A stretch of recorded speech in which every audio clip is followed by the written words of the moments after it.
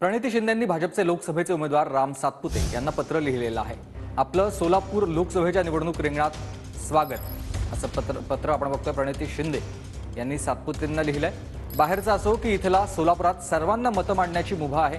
पुढील 40 दिवस लोकशाहीचा आदर करत एकमेकांविरुद्ध उभे राहू असं देखील पत्रातून प्रणिती शिंदेंनी म्हटलंय।